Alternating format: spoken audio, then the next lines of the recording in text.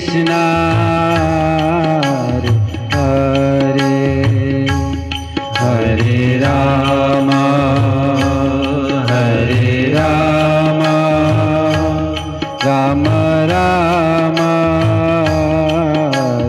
Hare Hare Hare Krishna Hare Krishna Krishna Krishna Hare Hare Hare Rama Hare Rama Rama Rama Hare Hare Hare Krishna Hare Krishna Krishna Krishna Hare Hare Hare Rama Hare Rama Rama Rama Hare Hare Yashodanandan Braj जन रंजन यशोदानंदन व्रज जन रंजन यशोदानंदन ब्रज जन रंजन यशोदानंदन व्रज जन रंजन यशोदानंदन ब्रज जन रंजन यशोदानंदन व्रज जन रंजन यमुना तीरवनचारी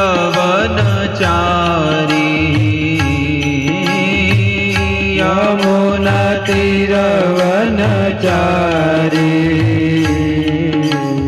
जय Girivardhari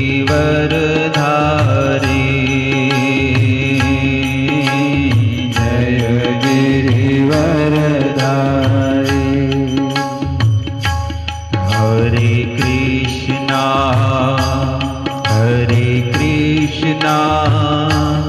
Krishna Krishna Hare Hare Hare Ram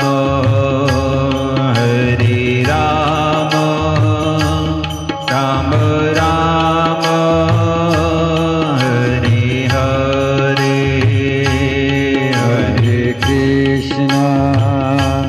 Hare Krishna Krishna Krishna Hare Hare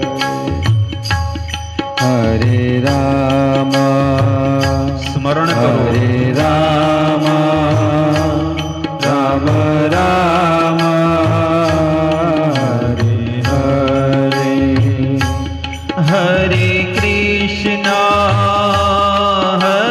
Krishna Krishna Krishna Hare Hare Hare Ram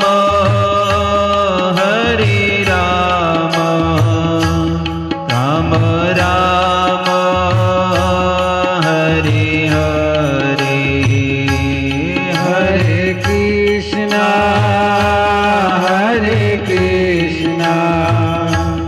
Krishna Krishna Hare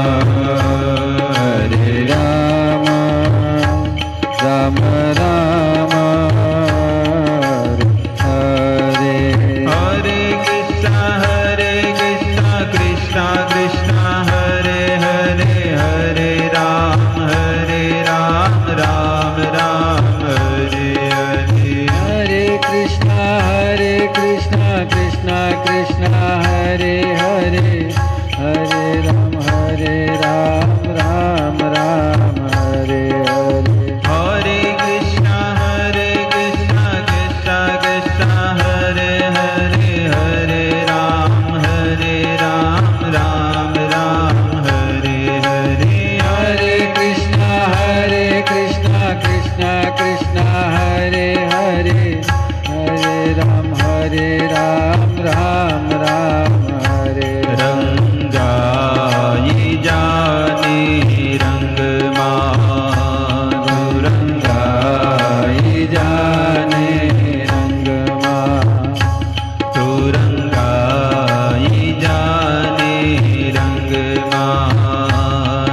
रंगाई जाने रंग सीताराम तणा सत्संग राधे श्याम तणा तो रंग रंगाई जाने रंग रंगाई जाने रंग आज भजशु काले भजशु भजशु सीताराम क्यारे भजशु राधे श्याम आज भजशु काले भजशु भजशु सीताराम जय भजशु राधे श्वास छूट से नाड़ी टूट से श्वास छूट से नाड़ी टूट से प्राण नहीं रे तारा यंग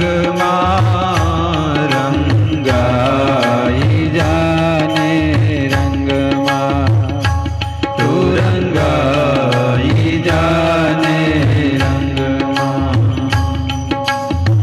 जीव जान तो हजू जीवीशु आ तो मारू छे आत्मा पहला अमर करी लो नाम जीव जान तो जाजू जीवीशु आ तो मारू छे आत्मा पहला अमर करी लो नाम तेड़ू आवशे जमनु जाणजो तेड़ू आवशे जमनु जाणशे जावू पड़शे संगमां रंगाई जाने रंग तू रंगाई जाने रंग सौ जीव कहता पछी जपीशु पहला मेळवी लो नेदान रहेवान करी लो ठाम सौ जीव कहता पछी जपीशु पहला मेळवी लो नेदान રહેવાન કરી લો કામ પ્રભુ પડ્યા છે ક્યા રસ્તામાં પ્રભુ પડ્યા છે ક્યા રસ્તામાં પ્રભુ પડ્યા છે ક્યા રસ્તામાં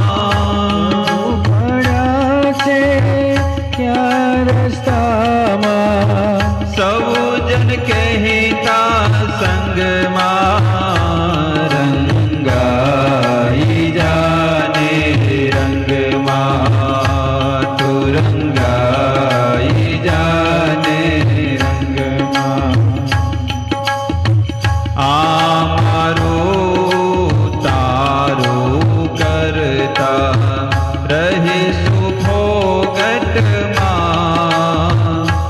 પછી કરીશું તીરથધામ આ મારું આ તારું કરતા ભોગટમાં કજિયા પછી કરીશું તીરથધામ આત્મા એક દિન ઉડી જાશે આત્મા એક દિન ઉડી જાશે શરીર રહેશે પલંગમાં રંગાઈ જાને રંગમાં તું રંગાઈ જાને રંગમાં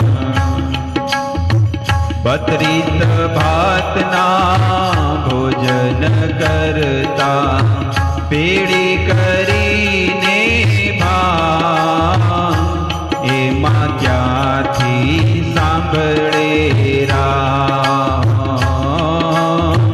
32 ભાતના ભોજન કરતા પેડી કરીને ભાત એમાં ક્યાંથી સાંભળે રામ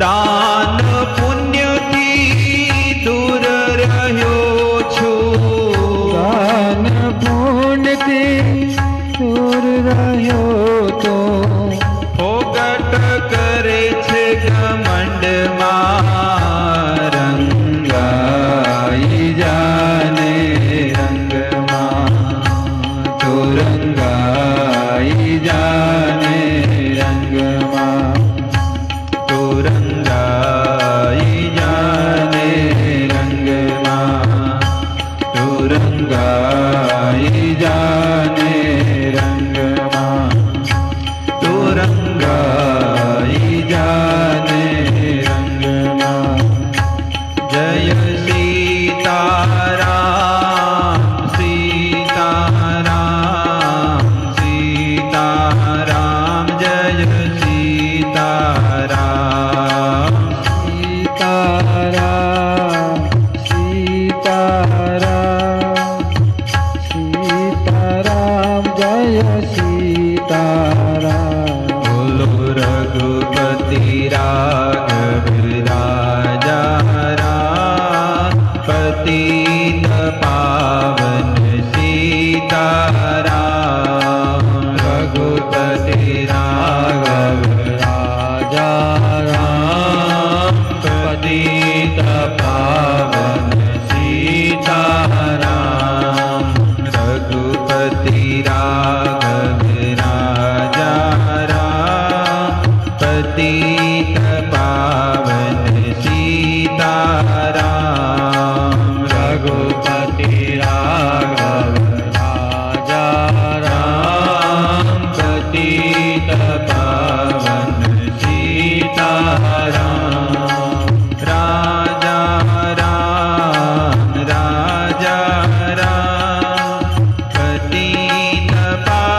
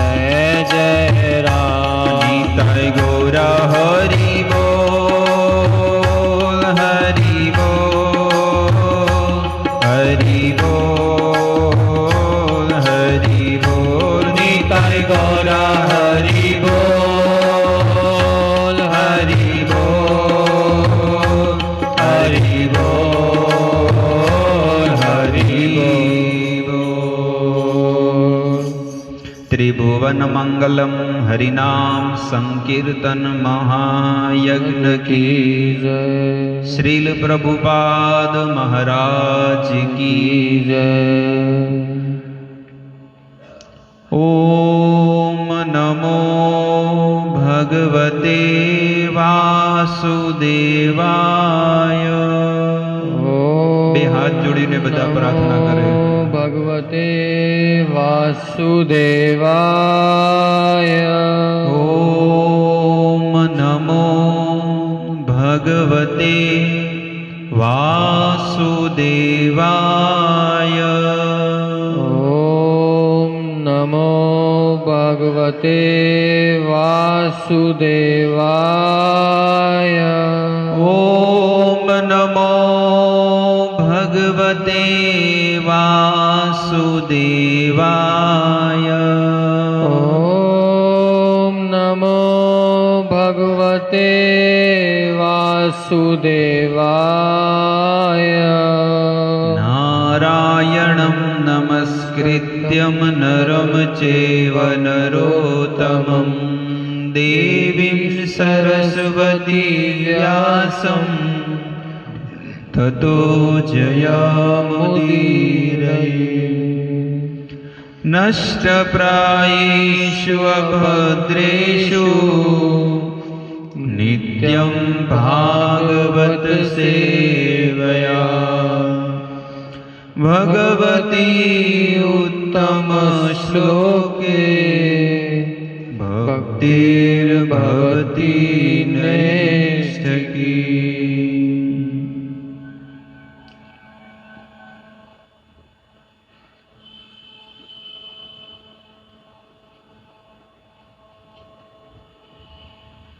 ओम ज्ञानमितिमिरन्धस्य ज्ञानाञ्जनशलाकया चक्षुरुन्मीलितं येन तस्मै श्रीगुरुवे नमः। श्रीचैतन्यमनोभीष्टं स्थापितं येन भूतले स्वयं रूप कदा मह्यं ददाति स्वपदान्तिकम्। हे कृष्ण करुणा सिन्धु दीनबन्धु जगत्पते गोपेश गोपिकान्त श्रीराधाकान्त नमोऽस्तुते। तप्तकाञ्चन गौराङ्गी श्रीराधे वृन्दावनेश्वरी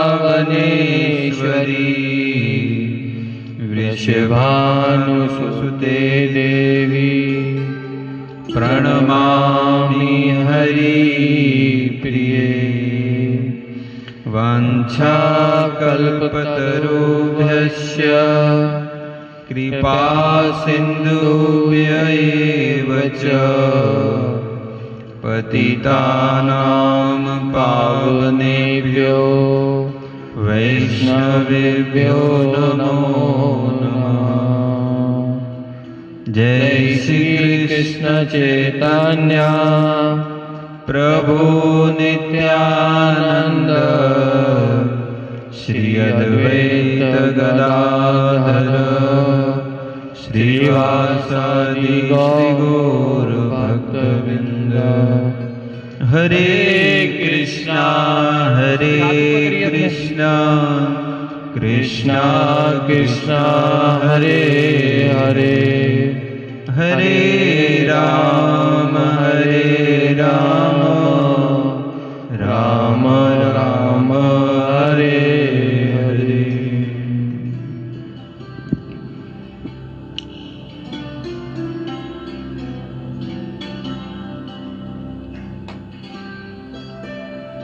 श्री कृष्ण गोविंद हरे मुरारे નાથ નારાયણ વાસુદેવ જીહવે પીબસ્વા મિતમેત દેવ ગોવિંદ દામોદર માધવેતિ.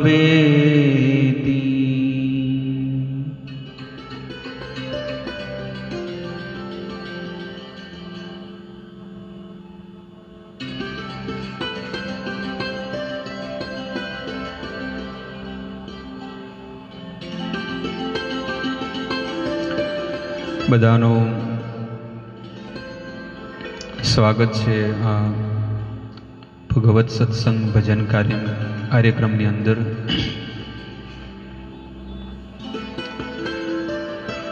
ભગવદ્ ગીતામાં ભગવાન અર્જુનને કહે છે, અર્જુનનો પ્રશ્ન છે કે કયો જીવાત્મા તમારી શરણમાં આવે છે, એના લક્ષણ શું છે? કોઈ પણ વસ્તુના લક્ષણ હોય છે. એટલે ભગવાન કહે છે કે 4 પ્રકારના વ્યક્તિઓ મારી શરણમાં આવે છે. સર્વપ્રથમ ભગવાન એ શ્લોક કહે છે 6થા અધ્યાયમાં, ચતુર્વિધા ભજન્તે મામ જના સુકૃતિનો અર્જુન. હે અર્જુન, 4 પ્રકારના વ્યક્તિઓ મારી શરણમાં આવે છે.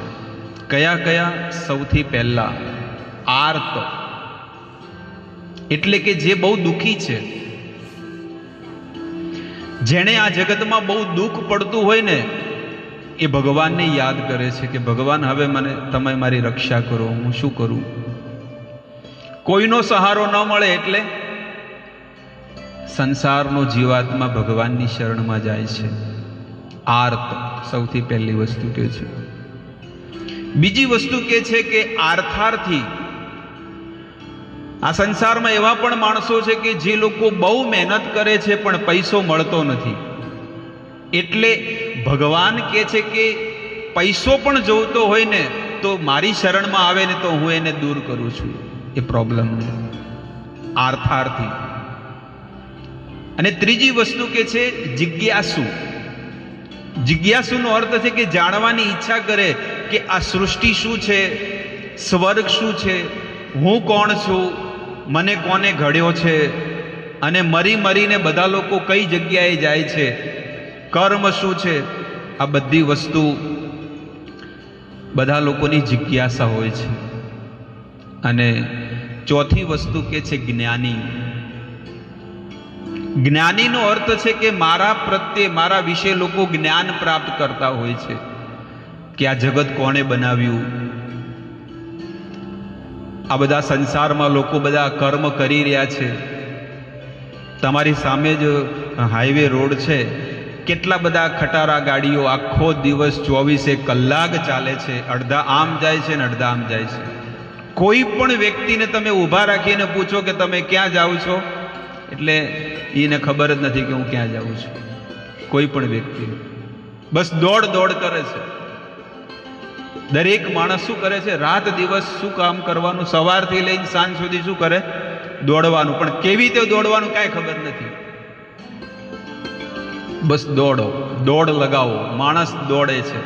એટલે દોડવાનો અર્થ શું છે? અમે તો બોમ્બેમાં મોટા થયા છીએ, બોમ્બેમાં જન્મ થયેલો. અને જ્યારે લાસ્ટ સ્ટેશન ચર્ચગેટ આવે છે, ખબર છે? ચર્ચગેટ છેલ્લું સ્ટેશન. તો અમે ત્યાં જોબ કરતા પહેલા, આજથી 22-25 વર્ષ પહેલાની ઘટના. તો મનમાં વિચાર આવતો કે આ લોકો રોજ સવારમાં વિરારથી લઈને ચર્ચગેટ સુધી અને દાણોથી લઈને ચર્ચગેટ સુધીનો જે સફર છે, મુસાફરી, એ લગભગ છે ને આ લોકોની મુસાફરી 50 કિલોમીટર જવાનું, 50 કિલોમીટર આવવાનું. વધારે હશે, 50 નહીં હોય, લગભગ 150 કિલોમીટર થાય આવવા જવાનું. તો આટલો લાંબો સફર એ લોકો શું કે જે કરે છે. અને સવારથી લઈને સાંજ સુધી મહેનત કરે, પણ સાંજે લોકોનું આપણે મોઢું જોઈએ ને તો 3 દાડાની ઉતરી ગયેલી કઢી હોય ને એવું એ લોકોનું મોઢું હોય સાંજે.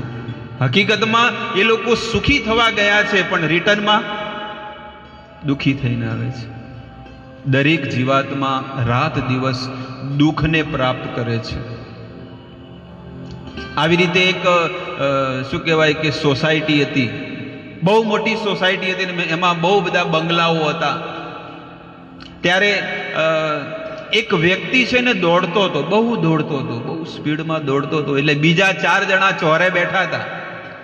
કોઈ ગામ હોય કે એવા ચોરે બેઠા હતા, તો એ વિચાર કરે છે કે આ ક્યાં દોડી રહ્યો છે. લાગે છે કે એ લઈ જશે ને અમે રહી જશું, એવું લાગે છે. કંઈક મળે છે એવું લાગે છે, કંઈક આ કોરોનામાં કોઈ સહાય આપી રહ્યું છે.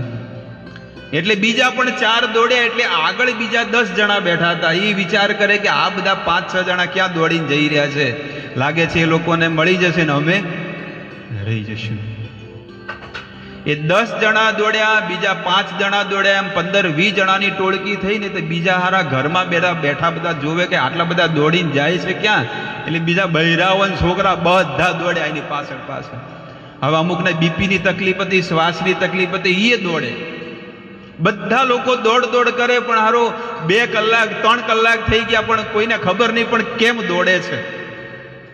એટલે કે આગળવાળાને પૂછ કે કેમ દોડે છે, કે પૂછ તો ખરા. એટલે પૂછ્યું આગળવાળા કે ભાઈ તું શું કામ દોડે? એ કે મને ખબર નથી, આ તો આગળવાળો દોડે એટલે હું એ દોડું છું. તો કે પૂછ કન્ફર્મ કર પેલા, એમનામ જ પછી આમ ચક્કર થાય. આગળવાળાને પૂછ્યું, એના આગળવાળાને પૂછ્યું, સૌથી પહેલા વાળાને જે પહેલો હતો ને દોડતો હતો ને એને પૂછ્યું એ કે ભાઈ તું શું કામ દોડી રહ્યો છે? એ કે મને ખબર નથી. હકીકતમાં એ કોણ હતો? ગાંડો, પાગલ હતો. ગાંડા હોય ને અમુક, એ ગાંડો હતો ને દોડ જ એનું કામ જ હતું. સવારથી લઈને સાંજ સુધી શું કરવાનું? એમ આ જગતમાં માણસો સવારથી લઈને સાંજ સુધી દોડે એટલે શું કહેવાય? હું નથી કહેતો, તમે જ કહો છો. અને એ બધા લોકો દોડ કરે છે. હવે કોઈ પણ ને પૂછો કે કેમ દોડો છો, ખબર નથી, પણ દોડવાનું છે. નાનપણથી લઈ અને જવાની સુધી, જવાનીથી લઈને ઘડપણ સુધી, અને ઘડપણથી લઈને શમશાન સુધી. એ શમશાનમાં જ્યાં સુધી એ બોડી અંતિમ સંસ્કાર ન થાય ત્યાં સુધી ભરોસો નહીં. લાગે તો ઊભો થઈને આ તો દોડવા માંડે. કદાચ ભગવાન જગાડી દે ને કે ભાઈ હવે તું ભજન કર, પણ તોય એ રહે નહીં શાંતિથી, કોઈ ન રહે. કદાચ આપણો વારો આવે અને ભગવાન કે ચલો, કે યમદૂત કે ચલો હું લેવા આવ્યો છું, પણ કે મારું ઘર ને ગાડીઓ ને બંગલા બધું લઈ લો અને મને જીવ આપો પાછો, તું રહીને તું કરીશ શું? એ હવે હું તમારું ભજન કરીશ. એ કે માના ગર્ભની અંદર પણ એ જ વચન આપ્યું હતું. જ્યારે તમને આ કાયા આપવાની હતી, આ મનુષ્ય શરીર આપવાનું હતું, ત્યારે તમે વચન આપ્યું હતું 100%, 100% કે અમે પ્રભુનું ભજન કરશું સમય કાઢીને. પણ તમે ભૂલી ગયા કે ના હવે કન્ફર્મ, હવે અમે ભજન કરશું, ભક્તિ કરશું, પ્રભુનું નામ લઈશું, સ્મરણ કરશું. આવી 9 ભક્તિ છે. 9 પ્રકારની ભક્તિ ભગવાને આપી છે આ જગતમાંથી નીકળવા માટે. પણ કોણ કરે છે? કોને ભગવાન યાદ આવે છે? જ્યારે કોઈ પણ માણસને દુઃખ પડે ને અતિશય, ત્યારે એને ભગવાન યાદ આવે છે. એટલા માટે ભગવાન પહેલી જ વાત કરે છે, આર્ત. જે અતિશય દુઃખી છે ને એ મારી શરણમાં આવે છે. એટલે બ્રજના સંતો કહે છે, વૃંદાવનના, दुख में सब सुमरन करे, सुख में करे न कोई, जो सुख में सुमरण करे तो दुख काहे को होय. जो सुखમાં પણ જો ભગવાનનું સ્મરણ કરવા માંડે, મેં રવિવારે કીધું હતું ને કે હાલતા ચાલતા ગમે તે રીતે તમે ભગવાનનું નામ લઈ શકો છો. ગાડી ચલાવતા હોય, એરોપ્લેનમાં હોય, ટ્રેનમાં હોય, બાઇકમાં હોય, ચાલતા હોય, ઓફિસમાં હોય, ટોયલેટમાં હોય, કોઈ પણ જગ્યાએ હોય, काम करते चलो, नाम जपते चलो, याद आएगी उनको कभी ना कभी, कृष्ण दर्शन तो देंगे કભી ના કભી ભગવાન દર્શન આપશે તમને. વિશ્વાસ રાખો કે આ કાયા તમને ભગવાને આપી છે ને, અને જો તમે થોડોક પણ સમય કાઢીને ભગવાનમાં યુઝ કરશો, વાપરશો, તો નિશ્ચિત ભગવાન તમારી પર બહુ પ્રસન્ન રહેશે, બહુ પ્રસન્ન રહેશે. અને મરવાનું તો છે, દરેકને આ કાયા, આ ખોળિયું છોડવાનું છે, પણ મરવામાં ઘણો ફેર છે. એક વ્યક્તિ મરે તો એને યમદૂત લેવા આવે છે, અને એક વ્યક્તિ પ્રભુનું સ્મરણ કરતા કરતા જો શરીરનો અંત લાવે તો એને ભગવાનના પાર્ષદો આવે છે વૈકુંઠમાંથી. નંદ, સુનંદ, ઉપનંદ આવા ભગવાનના 4 પાર્ષદો આવે, ચતુર્ભુજ પાર્ષદો, 4 ભુજાવાળા, અને સોનાના વિમાનમાં આવે, અને જ્યાં એનું દેહ છોડવાનો હોય ને એના ઘર આંગણે એ વિમાન ઊભું રહે છે. 2 ફૂટ ઉપર હોય છે જમીન ઉપર ટચ ન થાય. સ્વર્ગના દેવતાઓ અને ભગવાનના ધામમાંથી જે વિમાન આવે ને એ જમીનથી 2 ફૂટ ઉપર હોય છે, કારણ કે એ લોકો ધાર્મિક છે અને સંસારમાં બધા પાપી માણસો છે. દરેક વ્યક્તિ રચીને પાપ કરે છે, તો જે ધર્મ કરે એને ભગવાન લેવા આવે છે, અને ભગવાન વિમાનમાં બેસાડી અને એને લઈ જાય છે. અરે સંસારના માણસો તો આ જગતમાં એમ જ વિચાર કરે કે મને ગાડી મળી જાય, બંગલા મળી જાય અને હું એરોપ્લેનમાં ફરું, ઓસ્ટ્રેલિયા, લંડન, જાપાન. અરે લોખંડના વિમાનમાં શું ફરો છો? જો જવું હોય ને તો સોનાના વિમાનમાં જાઓ, ભગવાનના ધામમાં. એટલા માટે ભગવાન કહે છે કે કેટલાય જન્મોથી તમે આ જ કાર્ય કરતા આવ્યા છો, પણ એક જીવન, જો થોડુંક જીવન પણ તમે જો પ્રભુનું સ્મરણ કરશો તો તમે આ જગતની અંદર છે ને આ જીવનમાં ભવસાગરને પાર થઈ જશો. એવું નથી કે આ ખોળિયું અહીંયા છોડી દીધું એટલે અંત આવી ગયો, એવું નથી. આ ચક્કર ચાલુ ને ચાલુ જ રહેશે. અને એના માટે તમારે છે ને વિશ્વાસ રાખવો પડશે. આ જે ગ્રંથ છે ને એની પર વિશ્વાસ રાખવો પડે. આ સનાતન ગ્રંથ છે. એટલા માટે ભગવાન કહે છે કે જન્મ મૃત્યુના ચક્કર છે ને 24 કલાક જન્મો જન્માંતર સુધી ચાલુ રહેશે.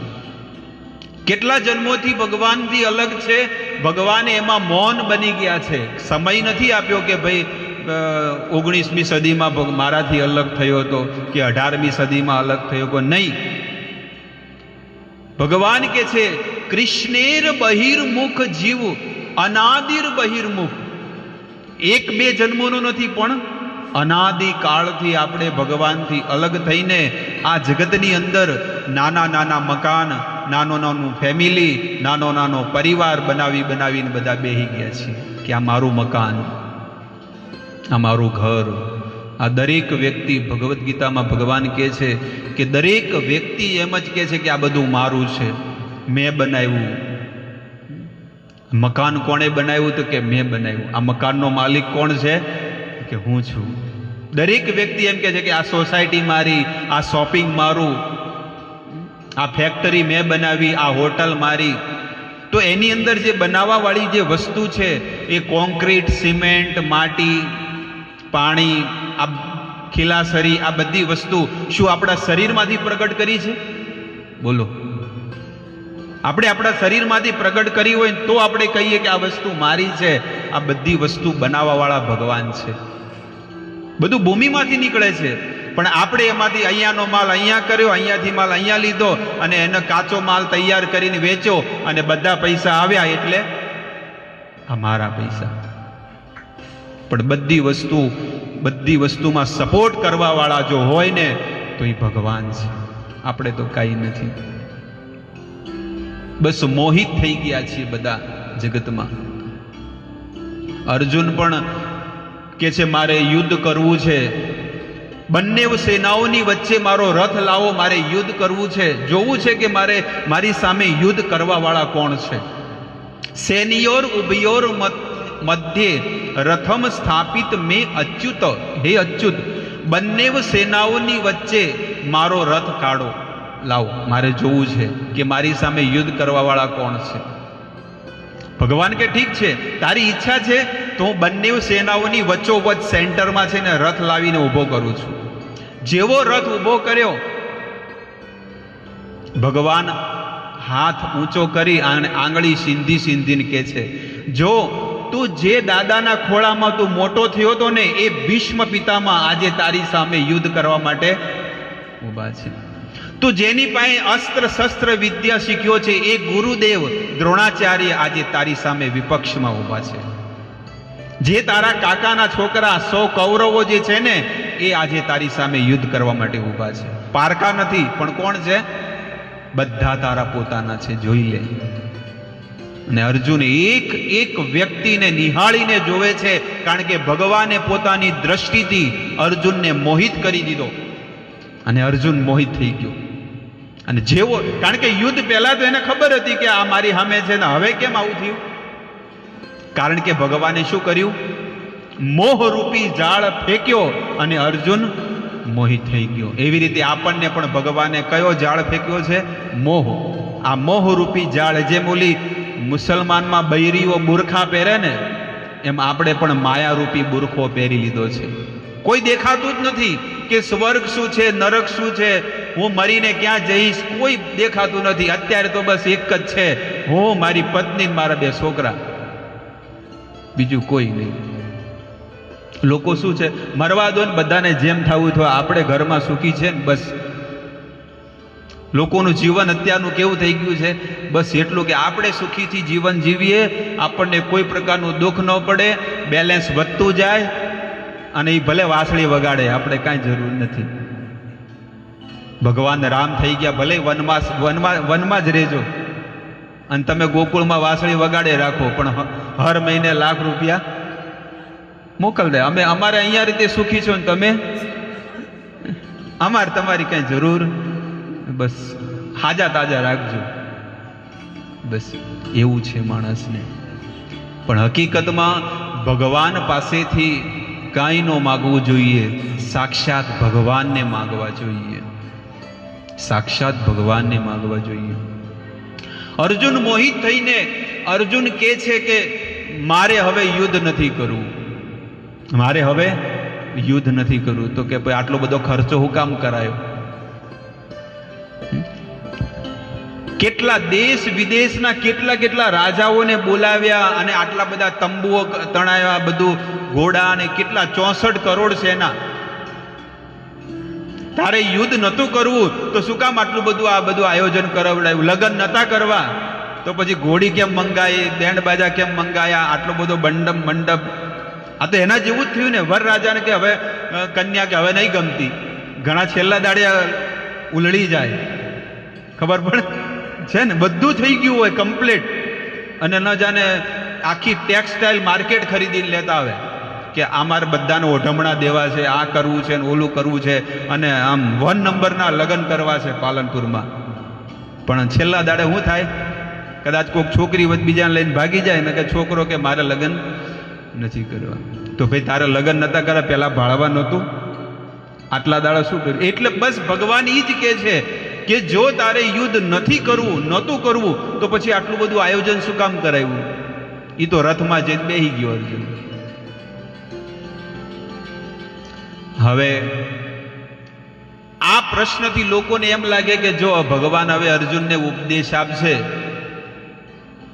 અને અર્જુન મોહિત થઈ ગયો છે ને અર્જુનને હવે જ્ઞાન આપશે, એટલે કે આપણે છે ને કે આપણે જ્ઞાન લેવું, આ ભગવદ્ ગીતા આપણે વાંચશું ને આપણા ઘરમાં રાખશું ને તો આપણા છોકરા શું થઈ જશે? આ ભગવદ્ ગીતા આપણા ઘરમાં રાખશું. ઘણા લોકો તો કે ભગવદ્ ગીતા રખાય જ નહીં ઘરમાં. એવો મોટો ભ્રમ છે લોકોને કે ભગવદ્ ગીતા રાખવી જ નહીં, અને ભગવદ્ ગીતા રાખશો તો આપણા છોકરા બાવા થઈ જાય.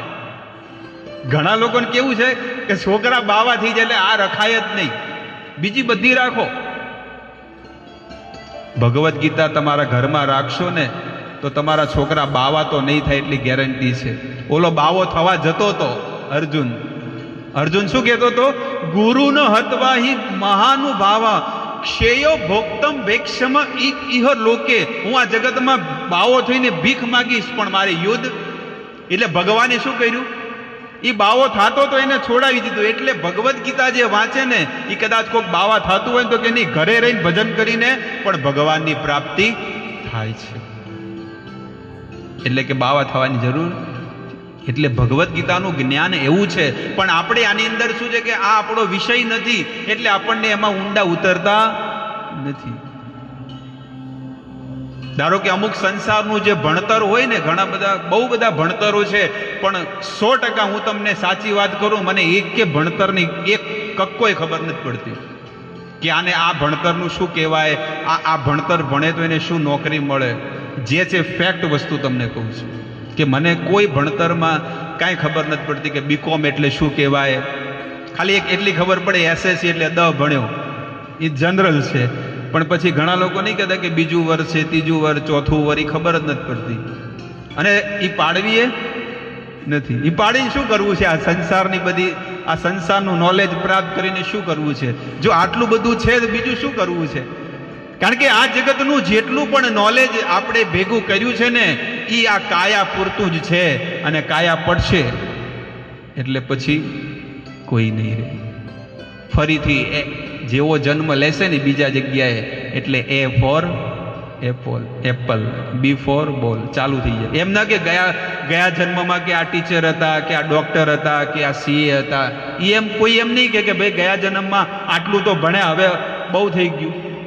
પણ ફરીથી આ નવો જન્મ થાય એટલે ફરીથી એને શીખવાનું ચાલુ, કે આપણે ગયા જન્મમાં એ ભણતર પાછું આવ્યું. આપણે જ્યાં કોઈ નોકરી કરવા કે ભાઈ ગયા જન્મમાં હું હતો ટીચર, બી ગયા જન્મની વાત જવા દો, અત્યારનું બતાવો અહીંયાનું.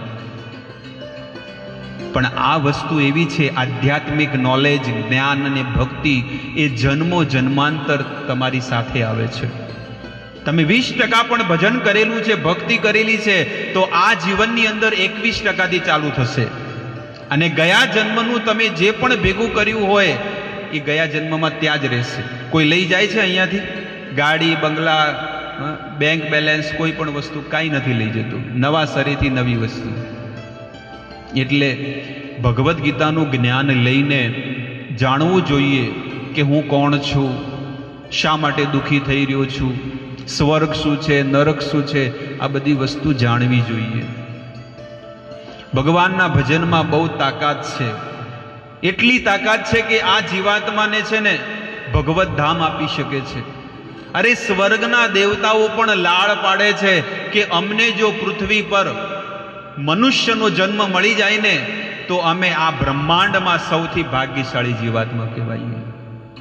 એટલે ગોસ્વામી તુલસીદાસજી રામચરિત માનસમાં લખે છે, બડે ભાગ માનુષ્ય તન પાવા, બડે ભાગ માનુષ્ય તન પાવા, સુર દુર્લભ સબ ગ્રંથ હી ગાવા, સુર દુર્લભ સબ ગ્રંથ હી ગાવા.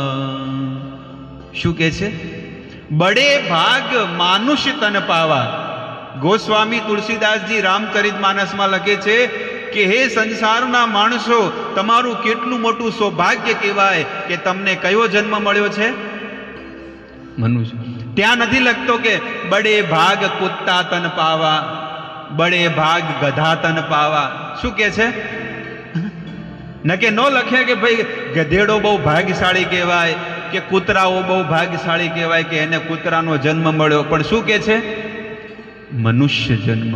પણ આપણને એની કદર નથી કે કેટલો હોનાની લગડી ભગવાને આપણને આપી છે કે કૂતરાના શરીરમાં, ગધેડાના શરીરમાં ભજન નહીં થાય, આ મનુષ્ય શરીરથી ભજન થશે. બાકી 84 લાખ પ્રકારના શરીરમાં ભટકવું પડે છે. અને એમાં પણ જો મનુષ્ય શરીરમાં આંધળાનો જન્મ મળી ગયો તો, લૂલા, લંગડા, કાણા, બોબડા, બેરા, આવો જન્મ મળી જાય તો આખું જીવન બીજાનો સહારો લેવો પડે. લાચાર થઈને માણસને રહેવું પડે છે. પણ આપણને બધી વસ્તુ આપી. એક એક વસ્તુ બહુ મોંઘી છે. આ કરોડો રૂપિયાની કાયા છે, કરોડો રૂપિયાનું શરીર છે, પણ આપણને એની વેલ્યુ નથી, એની કોઈ ખબર નથી કે કેટલું અમૂલ્ય શરીર ભગવાને આપણને આપ્યું છે. રામાયણમાં વાલ્મીકી રામાયણમાં લખેલું છે કે 4 કરોડ વર્ષ પછી આ મનુષ્ય અવતાર મળે છે, ઓછામાં ઓછા 4 કરોડ. જે સૌથી ટોપ લેવલનો પુણ્યશાળી જીવાત્મા હોય ને એને 4 કરોડ વર્ષ લાગે છે આ જગતમાં બીજી વાર મનુષ્યનો અવતાર લેવામાં.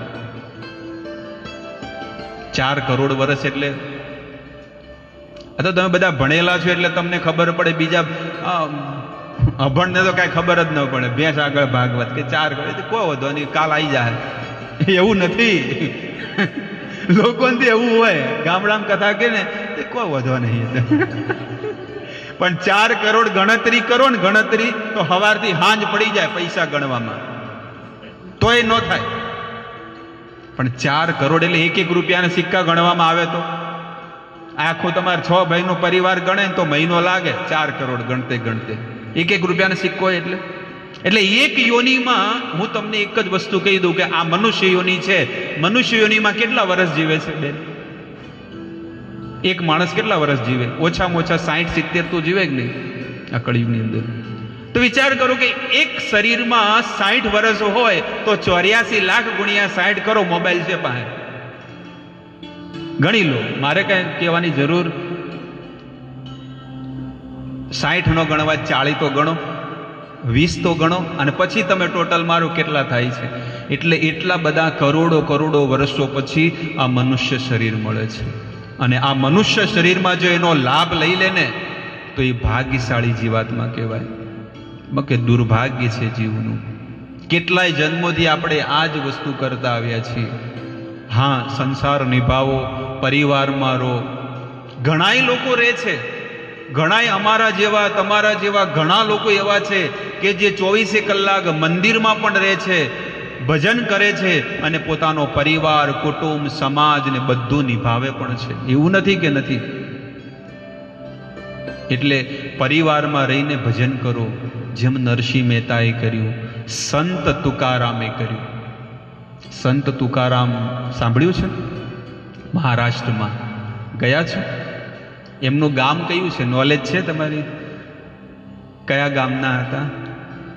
જનરલ નોલેજ તો બધું લેતા હોય, પણ ભક્તોનો પણ હવે લેવાનું ચાલુ કરો કે આ ભક્ત અહીંયા એમનો જન્મ થયો, ઈસવીસન આ સદીમાં એમનો જન્મ થયો ને અહીંયા આ સદીમાં એમને શરીર છોડ્યું. મર્યા એમ ન કહેવાય, પણ શું કહેવાનું?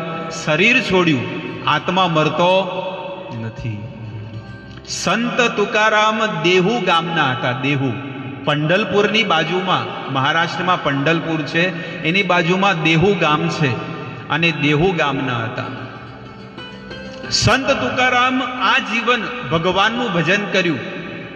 પણ કેવું છે ને કે જે ગામમાં રહેતા હોય એને એ ગામમાં કોઈ વેલ્યુ ના હોય, ભલે ગમે જેટલી ઊંચી સ્થિતિ હોય ભજનમાં. તો સંત તુકારામને પણ ગામના તો ન બોલાવે, જવા દો, પણ એના ઘરના પત્ની પણ કે છે ને આ ઢોંગ કરે છે, નાટક કરી રહ્યા છે. એટલે સંત તુકારામ છે ને એ કહે છે કે આજે મારા પ્રભુ મને લેવા આવવાના છે. કારણ કે જે ભગવાનનો ભક્ત હોય ને એને આભાસ થાય કે મારા ભગવાન મને આજે લેવા આવવાના છે. અને એ તો કે તું તો રોજ કહે છે, ઘરવાળા, પરિવારવાળા, ગામવાળા બધા લોકો કે ના, માઝા વિઠ્ઠલ येणार, મારા વિઠ્ઠલ, મારા પ્રભુ આજે આવશે. અને એ દિવસ આવી ગયો, નક્કી થઈ ગયો. અને સવારમાં એ સમય પણ લખેલો છે કે 10:30 વાગ્યા અને ભગવાનના ધામમાંથી 4 પાર્ષદો આવ્યા. અને એવો ચમત્કાર થઈ ગયો કે ગામના બધા લોકોએ એ ભગવાનના પાર્ષદોના દર્શન કર્યા. હકીકતમાં કોઈને થતા નથી. જે યમરાજના દૂત આવે કે ભગવાનના પાર્ષદો આવે, કોઈને દર્શન નથી થતા. પણ એ દિવસે એવો ચમત્કાર થયો કે એ વિમાન આવ્યું અને 4 પાર્ષદો નીચે ઉતર્યા અને એમના પગે પડે છે. કોને? સંત તુકારામના ચરણોમાં દંડવત પ્રણામ કર્યા ભગવાનના પાર્ષદો. જે જમીન ઉપર ક્યારે સ્પર્શ નથી કરતા એ આજે 4 પાર્ષદો છે ને નીચે ઉતરી અને કહે છે કે તમારી માટે વિમાન તૈયાર છે, ચાલો.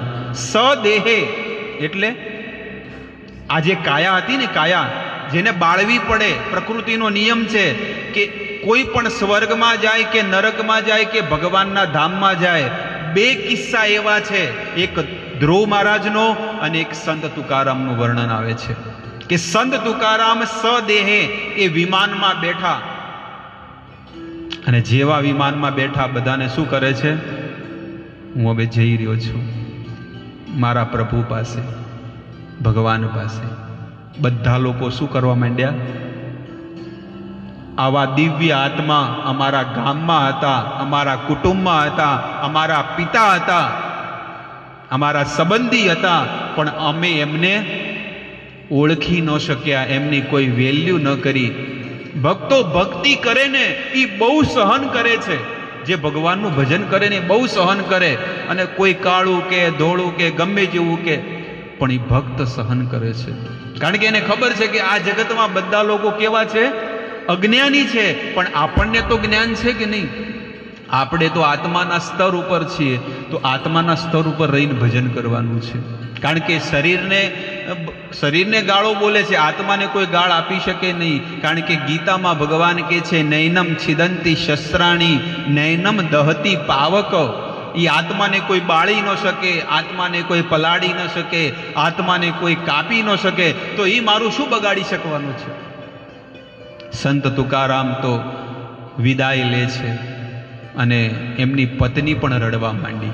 આજે પણ એમનો વંશ છે, અને જે સ્થાનેથી એ ભગવાનના ધામમાં વિમાન ગયું હતું ને, આજે પણ એમના નામનું ત્યાં મંદિર બનાવેલું છે, મંદિર બનાવ્યું છે. અને આજે એ ઘટનાને 550 વર્ષ થઈ ગયા.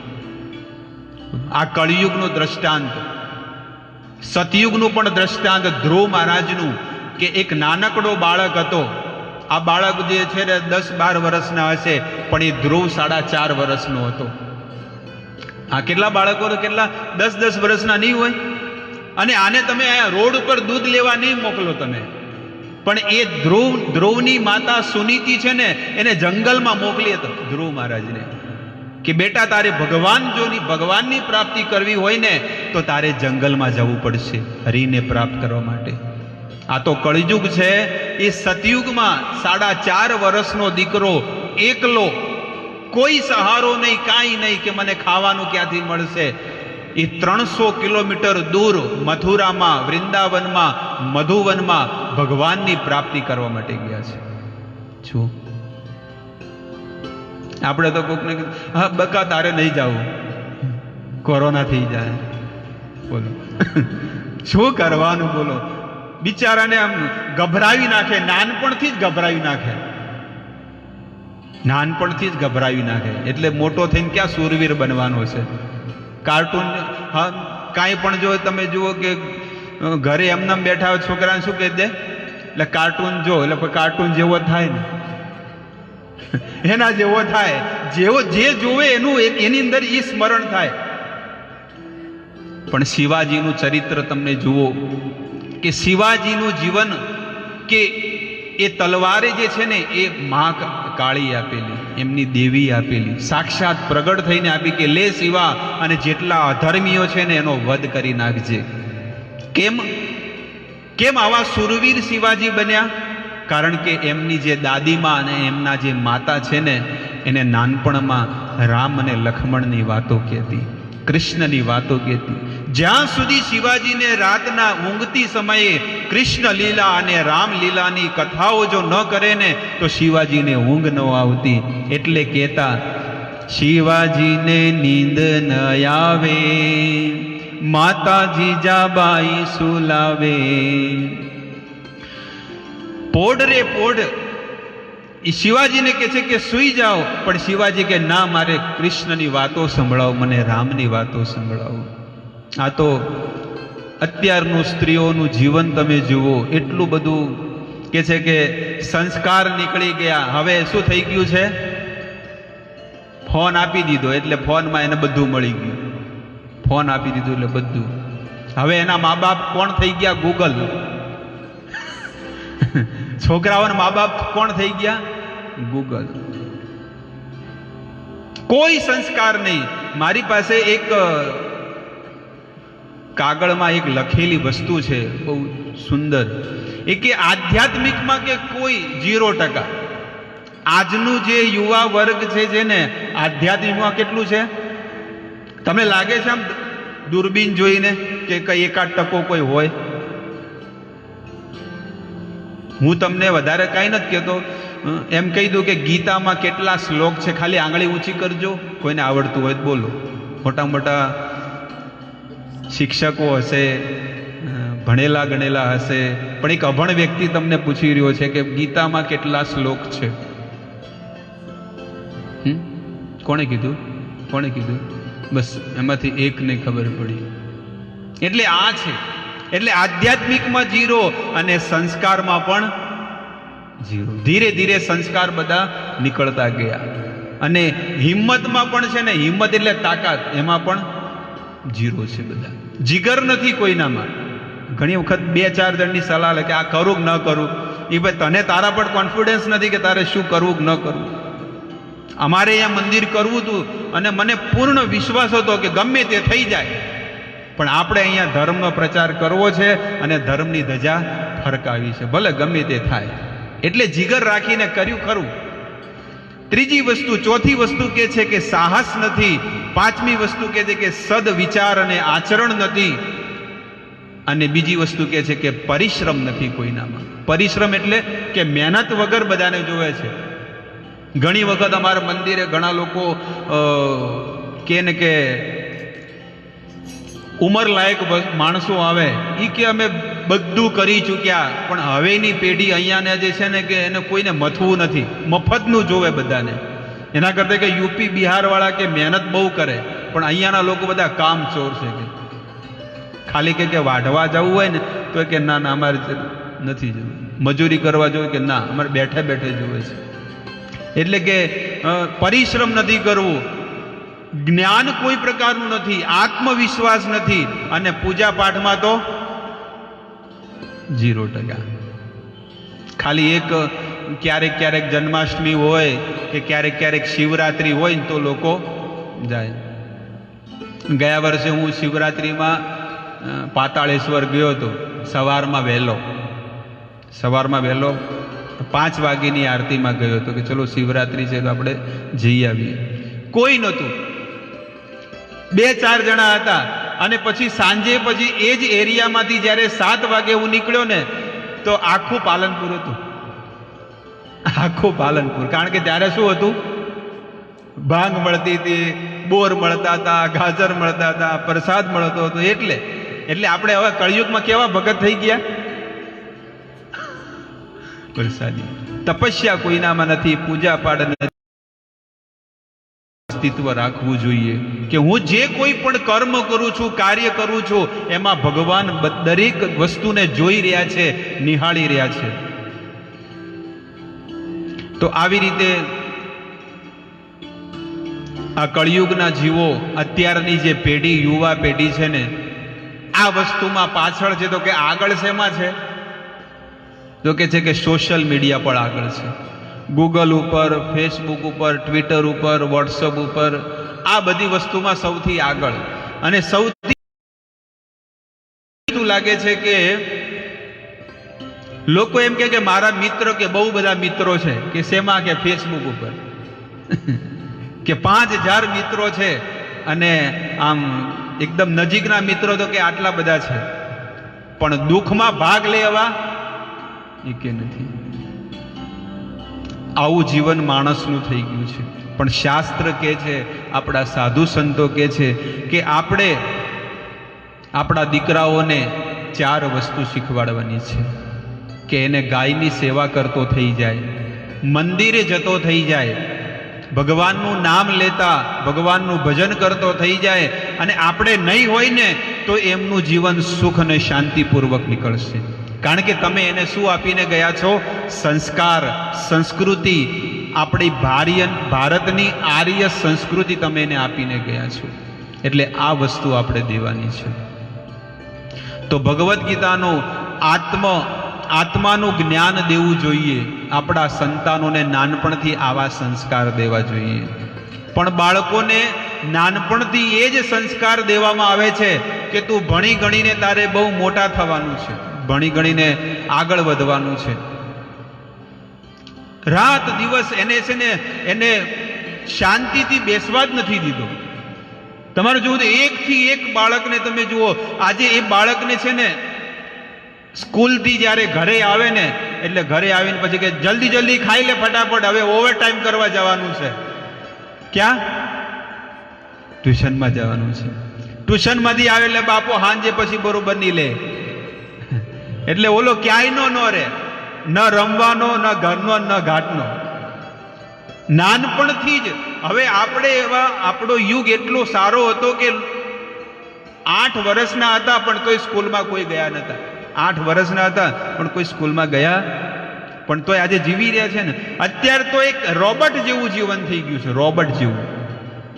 રોબોટ એટલે ખબર પડે ને, ઇલેક્ટ્રિકલ, ચાર્જિંગ કરો એટલે ચાલે. રોબોટ એવું જીવન, જ્યારે બોમ્બેનું, દિલ્હીનું, કલકત્તાનું જીવન રોબોટ જેવું થઈ ગયું છે. લોકલ ટ્રેનોમાં તમે જુઓ કે વિરારથી ચર્ચગેટ બોમ્બેનું જીવન તમે જુઓ કે એક સાથે 5000 રોબોટ ઉતરે તો 10,000 રોબોટ ચડી જાય. અને નાનકડી ગલી, આ તમારો જે ગેટ છે ને એ ગેટની અંદર છે ને એક સાથે કેટલા આવી શકે? ચલો અહીંયાની વાત કરું છું કે ચલો એક સાથે બધાને આવવું હોય કેટલા લોકો આવી શકે? કે 20-25 જણા, પણ ત્યાં તો એક સાથે 1000 માણસો જતા રહે ખાલી અડધી મિનિટમાં. 15 સેકન્ડ ગાડી ઊભી રહે છે, 10 સેકન્ડમાં છે ને 10 જ સેકન્ડમાં 5000 લોકો ઉતરે ને 10,000 રોબોટ ચડે. ક્યાં જાઓ છો? કમાવા. હવે એવી ગળદીમાં કોઈ ગધેડાને કીધું કે ચાલો કમાવા, તો કે ના ના મારે નથી જવું. પણ આજનો માણસ જતો રહે. બોલો, સૌથી ટોપ લેવલનો માણસ છે ને એ ટ્રેનમાં, કારણ કે ચૂકી જાય બીજી પછી ઓલો શેઠિયો ખખડાવે. એ ટ્રેન ચૂકી જાય ને એટલે કે જવા દો, લટકીને પણ જાય, ભલે ખંભો લાગે, ઓલી રેડ સિગ્નલ આવે ભલે લાગે, મરી જાય. કેટલાય લોકો મરે, કેટલા લોકો મીણબત્તીમાં ઉપર, મીણબત્તી જેમ પીગળે ને એમ ઉપર જે વાયરો જે આવે 25,000 વોલ્ટેજ ના આવે, એ ખાલી અડે ને કાળો મેચ થઈ જાય, માણસ ધડામ દઈ નીચે ફેંકી દે. કેટલા માટે ગયા હતા? 200 રૂપિયા કમાવા જાય છે. 200 કે 500 રૂપિયા મળે પણ જીવને જોખમમાં મૂકીને જાય. કેટલો અમૂલ્ય કિંમતી શરીર. આ કિંમતી એટલે કરોડો રૂપિયાની કાયા છે, કરોડો રૂપિયાની કાયા છે. તમને કદાચ કોઈ કેમ અહીંયા કે ભાઈ ચલો તમારો એક હાથ કાપીને આપી દો, તમને 10 લાખ રૂપિયા મળશે. કેટલા લોકો તૈયાર છે કે 10 લાખ રૂપિયા મળે? કોઈ આપે? 2 હાથ કાપીને આપો તો 25 લાખ રૂપિયા મળે. આ ધડ કાપીને આપો તમને 1 કરોડ રૂપિયા આપીએ. અરે 10 કરોડ આપો પણ તોય. એટલે એનો અર્થ શું થયો કે 10 કરોડ કરતા પણ આપણું આ શરીર બહુ અમૂલ્ય છે, બહુ કિંમતી છે. એટલે આપણે એને સારી જગ્યાએ વાપરવું જોઈએ. ન કે એમ તેમ ગમે તે જગ્યાએ આપણે શરીર વાપરી નાખશું 50, 60, 70 વર્ષ સુધી, તો ભગવાનને ત્યાં આગળ શું જવાબ આપશું? કે ભાઈ મેં તમને આ 84 લાખ પ્રકારના શરીરમાં આ મનુષ્ય શરીર મેં તમને એટલું સુંદર આપ્યું છે, કરોડો રૂપિયાની કાયા, તો તમે એને શું કર્યું? કાંઈ નહીં. ખાધું પીધું ને મોજ કરી, રવિવારે હોટલમાં ગયા અને આનંદ લીધો. પણ મેં ગીતામાં લખ્યું હતું ને 3જા અધ્યાયમાં કે મને ભોગ લગાડીને જમજો. એ તો કે વાંચ્યું જ નથી, અમારા વિષયમાં આવતું જ નથી. ગીતામાં ભગવાન કહે છે કે યજ્ઞ સિના સંતો મુચ્યંતે સર્વકિલ વિષય ભુજ્યંતે અધમ પાપા એ પચાતત્માત્મ કારણાત. ભગવાન અર્જુનને કહે છે કે જે મારા ભક્તો છે એ મને ભોગ અર્પણ કરીને જમે છે, અને મને જે અર્પણ કર્યા વગર આજ સુધી 50 વર્ષ સુધી જે ખાધું છે એ બધું શું છે? તો કે છે પાપ. ભુજ્યંતે તે અધમ. એ કોણ છે? અધમ. નરોમાં પણ અધમ, જેને કહેવાય નરાધમ, એ નરાધમ છે. અને એ નરાધમ વ્યક્તિ ક્યારે પણ ભગવાનનું ભજન નહીં કરે, ભગવાનને યાદ નહીં કરે, અને ભગવાનને ક્યારે ભોગ પણ નહીં લગાવે, કોઈ વસ્તુ નહીં. જે વ્યક્તિ ભગવાનને મંદિરે ન જાય, સત્સંગમાં ન જાય, નામ ન લે, ભગવાનની સેવા ન કરે, કોઈ પ્રકારનું કાર્ય ન કરે, એને નાસ્તિક કહેવામાં આવે. શું કહેવામાં આવે? અને આપણા દરેક હિન્દુ સંસ્કૃતિના ઈષ્ટદેવ કોણ છે? કૃષ્ણ અને રામ છે. કોઈ મુસલમાનને તમે કહો કે તમારા દેવ કોણ છે, તો એ શું કહેશે? અલ્લાહ. કોઈ ક્રિશ્ચનને તમે કહો કે તમારા દેવ કોણ છે, તો એ શું કહેશે? ઈસુ ખ્રિસ્ત, જીસસ ક્રાઇસ્ટ છે. અને ભારતમાં હિન્દુ સંસ્કૃતિમાં તમે કોઈ બીને પૂછો, અમુકને તો એ ખબર નથી કે અમારા ઈષ્ટદેવ કોણ છે. એટલે જાણવું જોઈએ, સમજવું જોઈએ કે વારે વારે જન્મ લે છે ને વારે વારે મરે છે, પણ આપણા બાળકોને આત્માનું જ્ઞાન આપવું જોઈએ. પણ લોકો આત્માનું જ્ઞાન ન આપે. રવિવારે હોય એટલે બાજુમાં જ છે, આ બાજુ છે કે આ બાજુ છે થિયેટર, આ બાજુ છે. લોકો થિયેટરમાં જાય, ઘણી વખત થિયેટરમાં જાય, પિક્ચર જોવા જાય તો નાના બાળકને હાથે લઈ જાય. હવે નાનકડું બાળક બિચારું 2 વર્ષનું બાળક હોય અને એ તો સૂઈ ગયું હોય, એને તો બધું આમાં ઇન્ટરેસ્ટ ન હોય તો સૂઈ ગયું હોય, તો 2 જણા પતિ પત્ની 2 જણા પિક્ચર જોતા હોય, એને હીરો હિરોઈન અંદર ડિસ્કો કરતા હોય ને વિલન પછી પિસ્તોલ લઈને આવે અને પછી 2 જણાની સાથે યુદ્ધ થાય અને પછી પેલો હીરો છે ને બીજાની છોકરી લઈને ભાગી જાય એટલે પેલા છોકરાને ઉઠાડે, ઉઠ ઉઠ, જો પેલો શાહરૂખ ખાન બીજીને લઈને ભાગી ગયો. હવે ઓલો બિચારો સૂતેલો છે અને સૂતેલાને આવી વસ્તુ જે બતાડે. હવે નાનપણથી જ આવા સંસ્કાર આપે, મોટા થઈને બીજાને લઈને ભાગી જાય, એમાં વાંક કોનો છે? સંસ્કાર સારા આપવા જોઈએ. જેમ મેં તમને શિવાજીનું ઉદાહરણ આપ્યું, નરસિંહ મહેતાનું ઉદાહરણ આપ્યું, એવા ઘણા બધા ઉદાહરણો છે કે આવા જે માતા પિતાઓ પોતે પણ ભજન કર્યું છે, ભક્તિ ભાવ કર્યા, સંસારના બધા કાર્ય નિભાવ્યા, પણ સાથે સાથે પોતાના દીકરાઓને સારા સંસ્કાર પણ આપ્યા છે. અહીંયા આજે આપણે જે હમણાં ભજન લીધું, એ ભજનની અંદર પણ એ જ કહે છે.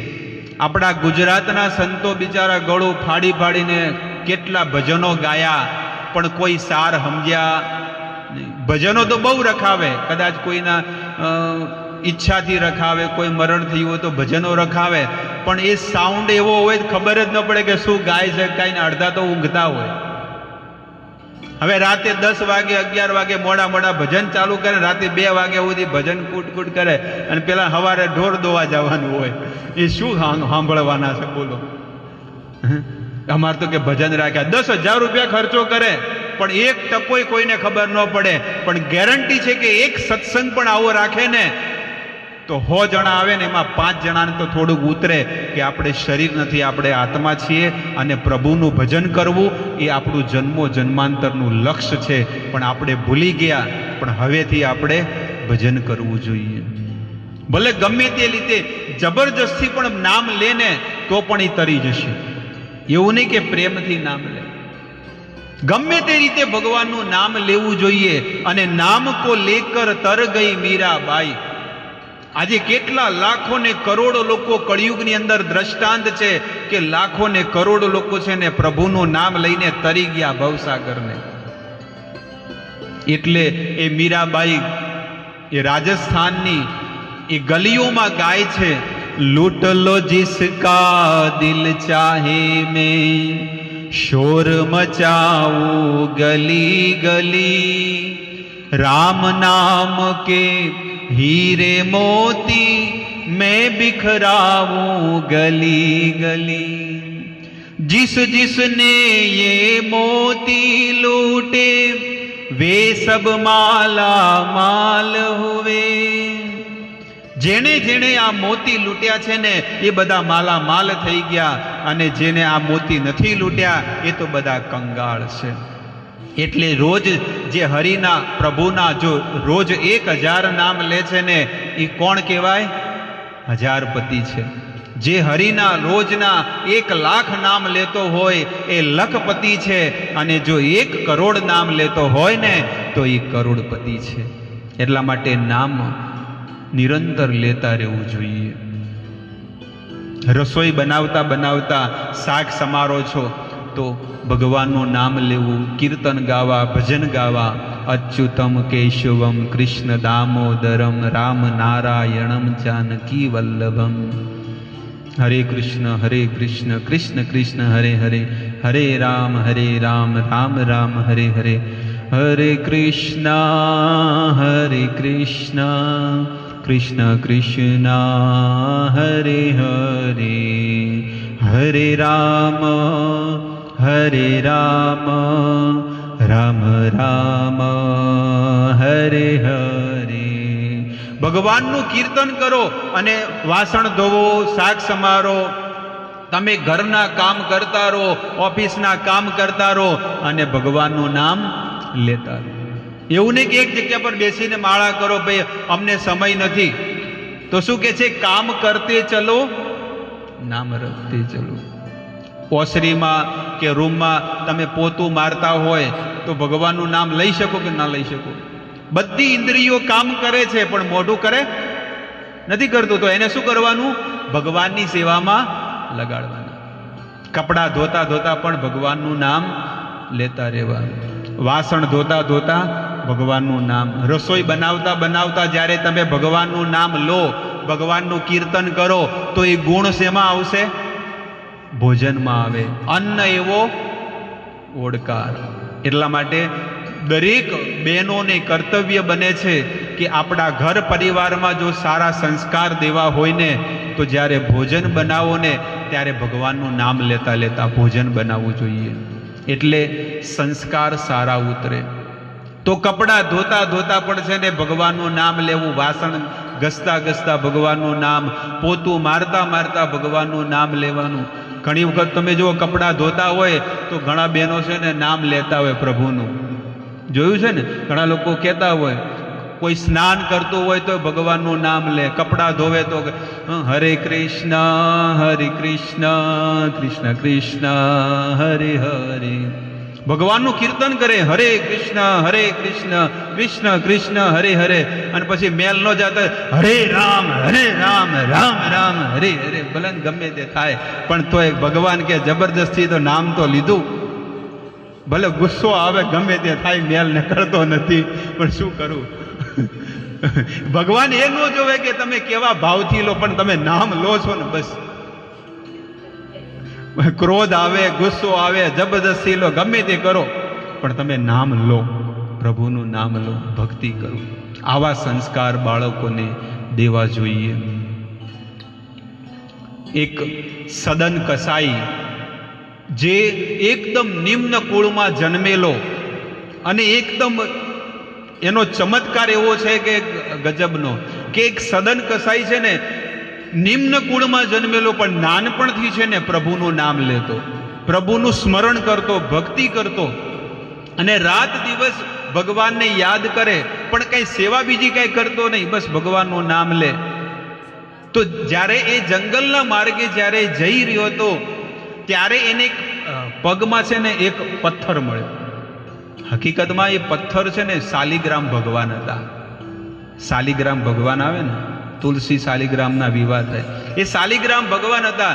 એટલે પથ્થર એને જોયું કે આ બધા પથ્થરથી અલગ લાગે છે, કોઈ ચમત્કારી પથ્થર છે.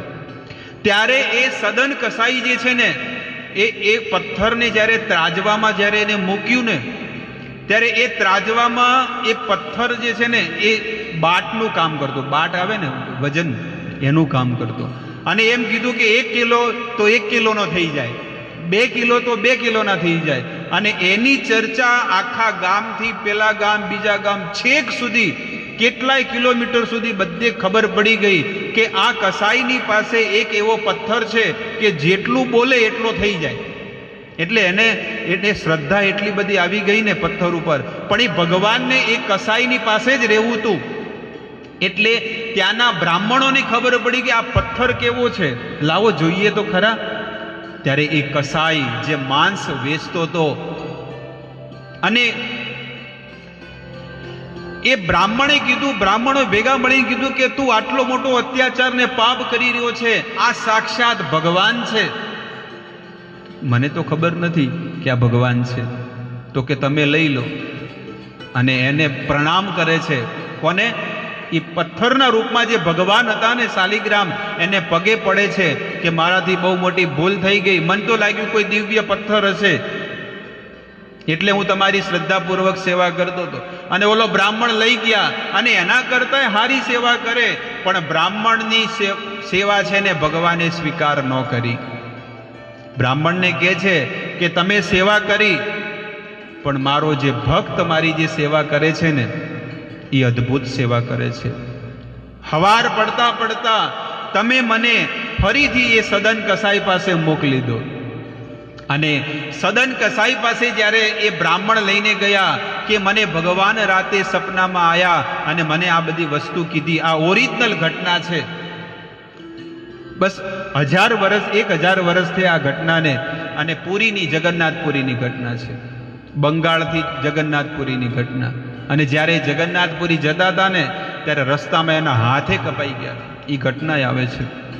એ સદન કસાઈ છે ને એના જીવનમાં વૈરાગ્ય આવી ગયો કે મેં મારા જીવનમાં કેટલા બધા પશુઓને કાપી નાખ્યા અને કેટલું બધું પાપ કર્યું છે, પણ હવેથી હું નિયમ લઉં છું કે હવેથી હું આ બધા અવળા કામ બંધ કરી દઈશ અને પ્રભુના માર્ગે હવે હું ભક્તિના માર્ગે લાગી જઈશ. એ સદન કસાઈ બધું છોડી નાખ્યું. પ્રશ્ન થાય આપણો કે આ કેવી રીતે, કેમ છોડ્યું? તો કે છે ભગવાનની કૃપા થઈ. એટલે જ્યાં સુધી આપણી ઉપર ભગવાનની કૃપા નહીં થાય, સાધુ સંતોની કૃપા નહીં થાય અને શાસ્ત્રની કૃપા નહીં થાય, ત્યાં સુધી આપણે ભટકતા રહીશું.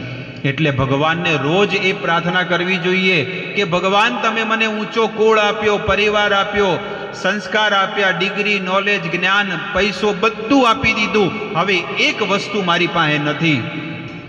શું? તમારી ભક્તિ અને તમારી કૃપાને આશીર્વાદ મારા ઘર ઉપર, મારા કુટુંબ ઉપર વરસતા રહે, બસ એ જ આપજો, બીજું કાંઈ ન આપતું. કારણ કે તમે અમને બધી વસ્તુ આપી છે. ભગવાન આગળ એ જ વસ્તુ માગવી જોઈએ. પણ મંદિરે જાય, કોઈ બી જગ્યાએ જાય તો માગે હું આટલું આપી દો, અમારે વહુ મારું કેવું કામ કરતી નથી, કેવું કરતી નથી, એના મગજ થોડુંક સેટઅપ કરાવી દો ને થોડુંક. ભગવાન મારો ભાઈ આવો છે, મારો જમાઈ આવો છે, મારા જીજાજી આવા છે, મારો હાળો આવો છે, મારા સગાવાલા આવા છે, મારા કાકા આવા છે. દરેક માણસ કાંઈક ને કાંઈક ઈચ્છા લઈને મંદિરે જાય, પણ કોઈ પણ એવો કોઈ હોમાંથી એક હશે કે કોઈ પણ ઈચ્છા વગર માત્ર ભગવાનની આગળ ભગવાનને પ્રસન્ન કરવા માટે જાય છે. જ્યારે તમે મંદિરે જાઓ છો દર્શન કરવા, તો કોઈ પણ ઈચ્છા વગર ભગવાનના દર્શન કરવા જવું જોઈએ. કે ભગવાન હું મંદિરે આવું છું શા માટે? તમને પ્રસન્ન કરવા માટે, કે જ્યારે તમે મને જોશો અને હું તમારા દર્શન કરીશ અને તમને સુખ મળે, એમાં જ બધું આવી ગયું. એ ભાવથી ભગવાનના મંદિરે જવું જોઈએ. આ તો મંદિરે જાય, 2 અગરબત્તી લઈ જાય, થોડુંક પેડાનું પડીકું લઈ જાય, એ પેડા લાગત મહિનાના પડ્યા હોય દુકાનમાં, અને તો કે તાજા છે, તાજા છે, લઈ જા. થોડાક પેડા લઈ જાય, એમાં બી 100 ગ્રામનું પડીકું આવે. પહેલા તો કેટલા અડધો કિલો પડીકા આપતા. પહેલા કેટલો પ્રેમ હતો, પછી પ્રેમ ઓછો થઈ ગયો, 250 ગ્રામનો થઈ ગયો, અને હવે તો 100 ગ્રામનો થયો. બસ ઘરમાં કેટલા મેમ્બર છે કે 4 પેડા મૂકીને આપી દે, એટલે અમારા ઘરે દીકરાનો જન્મ થયો. પણ પહેલા કેટલું સારું હતું ને, પહેલા કેટલું પેકેટ મળતું, અડધો કિલોના પેકેટ મળતા, અને કેટલો પ્રેમ, અને બધો હુકાઈ ગયો. હવે ખાલી અંદર ફોનમાં કહી દે કે હેપી એનિવર્સરી, એટલે આવી ગયું, એટલે પેલો ખુશ થઈ જાય. ઓહો હો, કેટલા બધાએ મને શું કહે છે, વિશ કર્યું. તો લોકોનું આવું જીવન છે. બસ હવે પ્રેમ બધો ક્યાં છે? સુકાઈ ગયો બધો. પ્રેમ બધો કેવો છે? સુકાઈ ગયો. બસ લોકો પોતાના ઘર અને ઓફિસ સુધી જ પોતાનું જીવન થઈ ગયું છે, અને લોકોને મળવું કે કાંઈ કરવું કાંઈ નહીં. ફોન જ એમની પત્નીને, એનો પરિવાર, એનો કુટુંબ. આખો દિવસ જો ફોન એને ન મળે તો શું થાય? ઈ કે ખાવાનું નહીં મળે ચાલશે, 2 ટાઈમ કદાચ ખાવાનું ન મળે તો બારે ખાઈ લી, પણ ફોન વગર તો મને 1 મિનિટે ન ચાલે. કોઈ પણ જગ્યાએ જો ઈ શાંતિથી બેઠો હોય ને, ઈ ડાયરેક્ટ ફોન ખોલીને ચાલુ થઈ જાય. એટલે શું નવી શું નવી વસ્તુ છે અંદર, લાવ જોઈ લે, શું નવા રિપોર્ટ આવ્યા, શું નવું સ્ટેટસમાં આવ્યું છે, બધું ખોલી દે. પણ ક્યારે કોઈ વિચાર કરે કે લાવો આપણે શાંતિથી બેઠા તો લાવ ગીતા ખોલું. આમાંય આવે છે હો પીડીએફ ફાઇલ, ભગવદ્ ગીતા આવે, એ ખોલો ને. જો તમે એમ ઘણા લોકો કે સમય મળતો નથી, તો તમે સમય કાઢી શકો છો. એ કરવું હોય તો એના માટે બધા ઉપાયો ભગવાને પહેલેથી મોકલ્યા છે. ભલે કે મેં ગૂગલ મોકલ્યું, નેટ મોકલ્યું, પણ આ વસ્તુ એ મેં પીડીએફ એ મોકલેલી જ છે કે ગીતા તમે ટાઈપ કરીને પણ તમે વાંચી શકો છો. અને જેને ન હોય ને મને કહેજો, હું તમને આપીશ. મારી પાસે બધા છે ને 5 લાખના ગ્રંથો છે આ મોબાઈલની અંદર. કેટલા છે? 5 લાખના. દુનિયાભરના બધા ગ્રંથો છે ને પીડીએફ ફાઇલમાં છે. જે પણ તમે માગો એ તમને મળી જશે. કારણ કે અમારું કામ જ એ છે કે બધું ભેગું કરવાનું. લોકો સંસારના માણસો પૈસા ભેગા કરે, અમે ગ્રંથો ભેગા કરીએ. સંસારના લોકો કે અમે આટલા મેમ્બરો બનાવ્યા, તો અમે પણ મેમ્બરો બનાવીએ, પણ કયા? ભગવાનના સેવકો. કે આટલા આ વર્ષે આટલા ભક્તો બન્યા પાલનપુરમાં, આટલા લોકો હરિનું ભજન કરતા થયા, આટલા લોકો 11 કરતા થયા. અમે દિવાળી હિસાબ કરીએ કે આટલા ભક્તિના માર્ગે લાગ્યા. એટલે લોકોનું લક્ષ્ય આ સંસારની વસ્તુ વધારવાની હોય, પણ ભગવાનનો જે ભક્ત હોય એને ભગવાનની સાથે લોકોને જોડવાની ઈચ્છા હોય કે કેટલા લોકો ભગવાનની સાથે જોડ્યા છે. સદન કસાઈને જીવનમાં એટલો વૈરાગ્ય આવી ગયો કે બધું છોડીને એ ભગવાનની શરણમાં જાય છે કે હવે મારે જગન્નાથપુરી જઈને જગન્નાથ ભગવાનના દર્શન કરવા છે. અને પહેલા તો આવી ગાડીઓ હતી નહીં, એટલે છે ને અમુક મહિના, 2 મહિના, 3 મહિના થતા કોઈ ભગવાનના ધામમાં જવું હોય તો આ રસ્તામાં જ્યાં ગામડું આવે ને, તો ત્યાં છે ને શું કરતા? રાત રોકાઈ જતા. તો ત્યાં એમને જોયું કે એક ગામમાં એક ઘરે છે ને ત્યાં રોકાઈ ગયા, અને સદન કસાઈની સુંદરતા જોઈને એ સ્ત્રી છે ને એમાં આસક્ત થઈ ગઈ. જ્યાં રાત વિહામો જ્યાં રોકાણા ને ત્યાં ઓલી સ્ત્રી કહે છે કે તું મને બહુ પસંદ છે.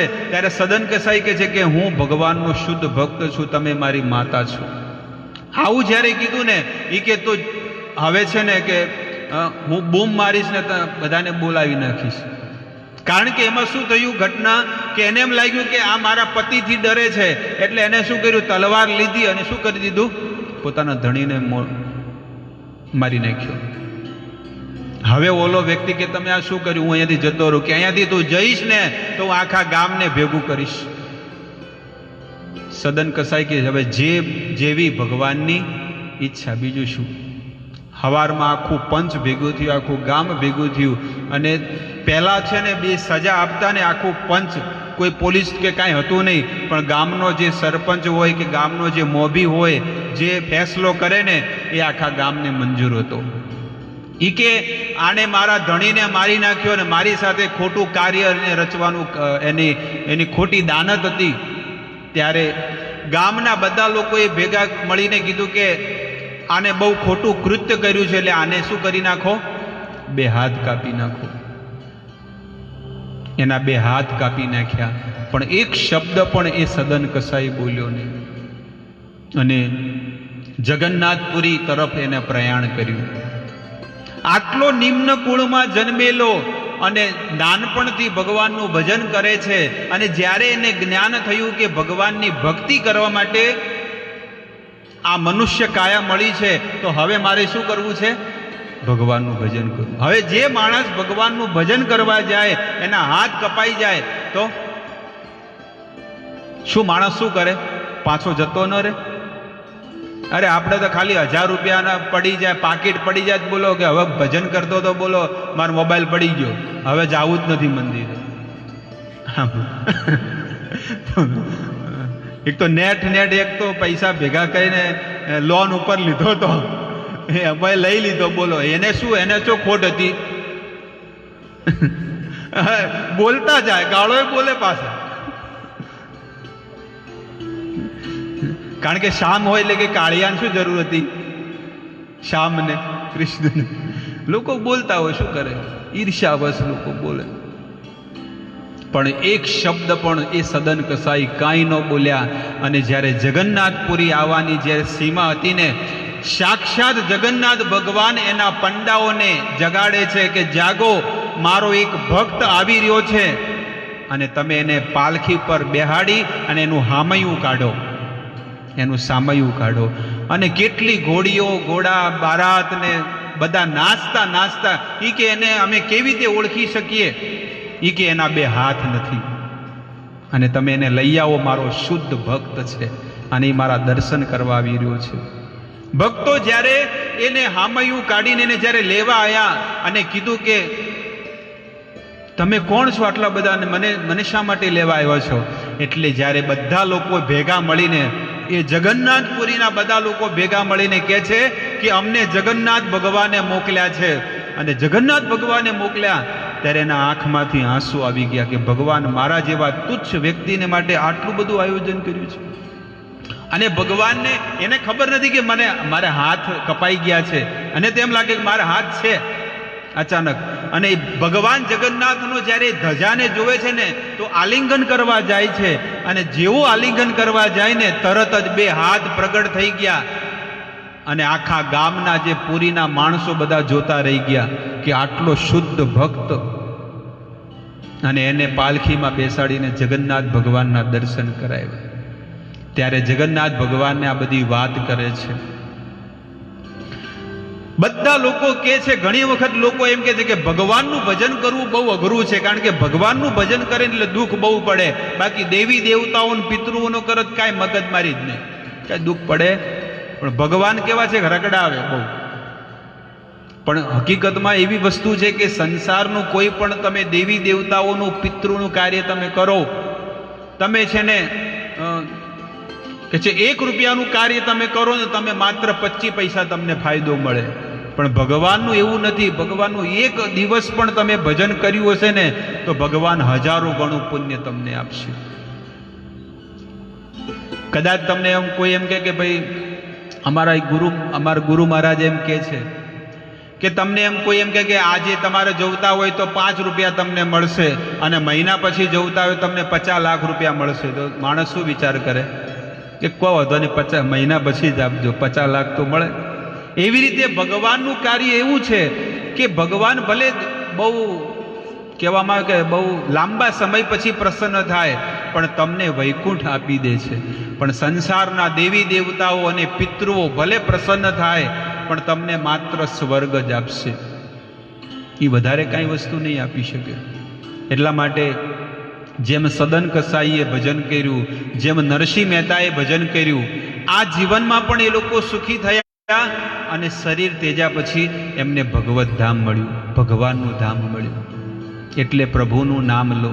ભગવાને આ અનમોલ કાયા આપી છે, ક્યારે ઢળી પડશે એની કોઈ ગેરંટી નથી. જ્યાં સુધી આ કાયામાં હંસલો એટલે કે આત્મા છે, ત્યાં સુધી તમે ભગવાનનું નામ લેતા રહો. કરોડો રૂપિયાની કાયા, એક એક વસ્તુ તમને ગણાવું તમને કે તમારા શરીરમાં 2 કિડની છે, એક કિડનીને પણ તમે વેચી નાખો ને તો 2 કરોડ રૂપિયા આવે છે કે નહીં? એક કિડનીને વેચી નાખો તો કેટલા આવે? 2 કરોડ રૂપિયા આવે છે અમેરિકામાં વેચો તો. આપણે હિસાબ કરો કે આપણી પાસે કેટલી છે, તો 4 કરોડ રૂપિયાની ખાલી કિડની થઈ. આમાંથી એક પણ એવો વ્યક્તિ નહીં હોય કે જેને કેપ ન હોય મોઢામાં. શું કહે છે? નકલી દાંત બધાને, લગભગ બધાને કેપ નખાવેલી જ હશે, બરોબર? દાંતનું કામ ઘણા ખરા લોકો એવા હશે, કોક જ એવા હશે કે જેને 32 હારા હશે. તો એક કેપ તમે ખાલી બેસાડો ને, તો એક દાંતના ખાલી 15 થી 20 હજાર રૂપિયા લે છે. ખાલી 10,000 તમે ગણો ને, 32 ના કેટલા થાય? અને તોય કે તમારે 3 વર્ષે છે ને ચેન્જ કરાવવા પડે. કેપ હોય, રૂટ કેનાલ કરાવો, કોઈ પણ કામ કરાવો ને, 3 વર્ષ પછી કે એની કોઈ ગેરંટી નહીં. 10,000 તો ખર્ચો થાય, પણ એની કોઈ ગેરંટી તારી. એ એક દાંતના 10,000 રૂપિયા થાય. ભગવાને તો મને ઓરિજિનલ 32 દાંત આપ્યા, અને પેલા તો 3 વર્ષે 4 વર્ષે ચેન્જ કરવા પડે. કોઈ કડક વસ્તુ ખાવ તો દાંત હાથમાં આવી જાય કે પાછો જઈને ફીટ સિમેન્ટ નાખીને ફીટ કરાવવું પડે. તો 32 દાંત આપ્યા, આટલું સુંદર કાયા આપી, આ 2 આંખો આપી છે. જેને આંખો નથી એને પૂછું. તો આટલી અમૂલ્ય શરીર, અને એમાંથી પણ ભારતમાં આપણને જન્મ મળ્યો છે. ક્યાંક પાકિસ્તાનમાં આપ્યો હોત તો, જાપાનમાં આપ્યો હોત તો, ઓસ્ટ્રેલિયામાં આપ્યો હતો, ત્યાં આપણને ભગવાન કોઈ મળત? ભારતમાં છે ને, સંતોની ભૂમિમાં આપણને જન્મ આપ્યો, ભારતમાં જન્મ આપ્યો. અને કેટલું મોટું સૌભાગ્ય કહેવાય કે ભગવાનના જેટલા અવતારો થયા ને એ બધા ભારતમાં થયા. નરસિંહ, વરા, વામન, પરશુરામ, કપિલ, જેટલા પણ અવતાર ભગવાનના થયા એ બધા ક્યાં થયા? ભારતમાં થયા. આ શાસ્ત્ર, વેદ શાસ્ત્ર લખ્યા એ પણ ક્યાં લખાણા છે ખબર છે? આ બધા વેદ શાસ્ત્ર કઈ જગ્યાએ લખાણા? બદ્રીનાથ, 4 ધામ છે ને હિમાલયમાં, કેદારનાથ, બદ્રીનાથ, ગંગોત્રી, યમનોત્રી. તો બદ્રીનાથમાં વેદ વ્યાસ મહારાજે આજથી 3500 વર્ષો પહેલા આ સમસ્ત વેદ અને શાસ્ત્ર લિપિબદ્ધ કર્યા, લખ્યા. કારણ કે પહેલા બધાને યાદ રહેતું, પણ હવે કળિયુગના જીવોને યાદ નથી, એટલા માટે બધા વેદ વ્યાસ મહારાજે વેદ શાસ્ત્ર લખ્યા. કેટલું મોટું દુર્ભાગ્ય કહેવાય આપણું કે વેદ શાસ્ત્ર ભારતમાં લખાણા, બધા ભગવાનના અવતારો ભારતમાં થયા, સાધુ સંતો બધા ભારતમાં થઈ ગયા, પણ આપણું કેટલું મોટું દુર્ભાગ્ય કહેવાય કે આપણે એનાથી બધા દૂર છીએ. અને એ 12 દેશના લોકો આજે ભૂરિયાઓ કેટલા સૌભાગ્યશાળી કહેવાય કે એ ભૂરિયા લોકો છે ને આપણો સનાતન ધર્મ પાળે છે. બધા કૃષ્ણનું નામ લે છે, રામનું નામ લે છે, એકાદશી વ્રતનું પાલન કરે, અને રોજ સવારમાં વહેલા ઉઠી જાય, 3 વાગે વહેલા ઉઠે. અને ઘણા લોકો કે આ બધા ગાંડા થઈ ગયા, લોકો રાતના બધા ઉઠી જાય. બોલો, જે લોકો ભગવાનનું ભજન કરે એ લોકો શું માને છે કે આ લોકો આ રાત દાડો, હું આ રાત દાડો ભગવાનનું ભજન કરે, નામ લે. શાંતિથી ઊંઘવા દો ને, પ્રભુને નામને ઊંઘવા દો. કારણ કે જે ભગવાનનો ભક્ત હોય એ સવારમાં 3 વાગે વહેલો ઉઠી જાય અને વહેલો ઉઠીને પ્રભુનું નામ લે. કેમ? કારણ કે સત્વગુણ છે. સત્વગુણમાં તમે ભગવાનનું નામ લઈ શકો. રજસો લોભ એવો છો, અને જ્યારે રજોગુણ આવે ને તો લોભ ઉત્પન્ન થશે, અને પ્રમાદ તમસો, અને તમોગુણ હોય એટલે પ્રમાદ, આળસ આવશે. સત્વગુણમાં તમે જુઓ, હવારમાં તમે નાઈ ધોઈને સ્ફૂર્તિમાં હોય અને પરોડિયામાં 4 વાગે, 3 વાગે, 5 વાગે તમે ભગવાનનું કીર્તન કરો, નામ લો, મંત્રનો જાપ કરો, કોઈ પણ સાત્વિક કાર્ય કરો ને તો એમાં સ્વાભાવિક તમને મન લાગશે. પણ 10 વાગ્યા પછી તમે માળા કરવા બેહો તો તમને બધા છે ને આની પાસેથી આટલા પૈસા લેવાના છે, આ માલ આને પહોંચાડવાનો, માળામાં તો મન લાગે જ નહીં. કારણ કે રજોગુણ છે ને. સત્વગુણમાં ભગવાનનું સ્મરણ થાય, રજોગુણમાં ન થાય. રજોગુણમાં બિઝનેસ કરવાનું મન થાય. હવે તમે જુઓ કે કોકને દુકાન, કોઈને સોના ચાંદીની દુકાન હોય, અને એ આજ સુધી તમે કોઈને જોયું કે ભાઈ રાતના એને દુકાન ચાલુ કરી 12 વાગ્યાથી લઈને સવાર 6 વાગ્યા સુધી? એ દુકાન કેટલા વાગે ખુલે? 10 વાગે ખોલે ને. સવારમાં 10 વાગે ખોલે ને સાંજે 6 વાગે બંધ કરે. 6 વાગ્યા પછી શું ચાલુ થાય? સાંજ પડે એટલે તમોગુણ ચાલુ થાય. એટલે સાંજ પડે એટલે તમે જુઓ બિયર બાર ચાલુ થઈ જાય, વેશ્યાલયો ચાલુ થઈ જાય, કારણ કે એ તમોગુણી વસ્તુ છે. એટલે જે જેનો ગુણ હોય ને એમાં એને જોર આપે. તો ભજન કરવું હોય તો શું કરવું પડે? સવારમાં વહેલા ઉઠવું પડે, અને વહેલા ઉઠીને ભગવાનનું નામ લેવું જોઈએ. એટલે સાધુ સંતો, શાસ્ત્ર આપણને જગાડે છે કે ભાઈ જાગો. ઉઠ જાગ મુસાફિર, ભોર ભઈ अब रे न कहाँ तू सोवत है, जो सोवत है वो खोवत है, जो जागत है वो पावत है. जो सोवत है वो खोवत है. જે ઊંઘ્યા જ છે ને આખું જીવન, એને કાંઈ પ્રાપ્ત નથી કર્યું. પેલું કે છે ને કે લડકપન ખેલ મેં ખોયા, જવાની નીંદ ભર સોયા, અને બુઢાપા દેખ કર રોયા. આવી રીતે જીવનમાં માણસ દુઃખ જ ભોગવે છે. પણ સુખી જેને આ જગતમાં પણ સુખી થવું હોય અને આધ્યાત્મિક કાર્યમાં પણ પ્રગતિ કરવી હોય ને, જેને આ જગતમાં પણ સક્સેસ બનવું હોય અને આધ્યાત્મિક કાર્યમાં પણ આગળ વધવું હોય તો એને વહેલા ઉઠવું પડશે અને વહેલા ઉઠીને પ્રભુનું સ્મરણ કરવું પડશે. રંગાઈ જાને રંગમાં, તું રંગાઈ જાને રંગમાં. આજે ભજશું કાલે ભજશું, ભજશું સીતારામ, ક્યારે ભજશું રાધેશ્યામ. પ્રાણ છૂટશે નાડી છૂટશે, પ્રાણ નહીં રે તારા યંગમાં, તું રંગાઈ જાને રંગમાં. એક એક ઘડી શ્વાસ લખેલા છે આપણા.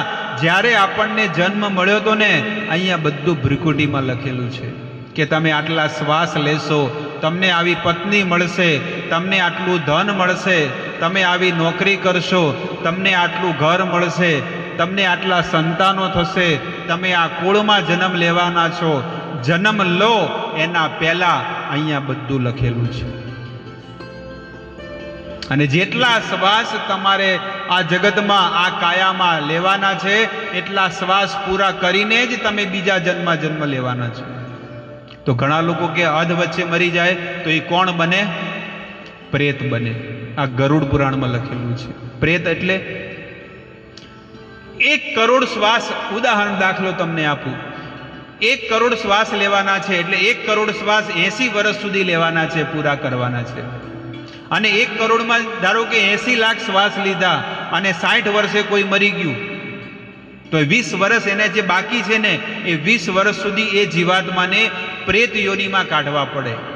અને 80 વર્ષ પૂરા થાય પછી એને હિસાબ કિતાબ નરકમાં લે અને નરકમાં અને સ્વર્ગમાં એને જે પણ કાર્ય કરવાનું બાકી છે ને, એ આગળ હિસાબ કિતાબ આગળ થાય.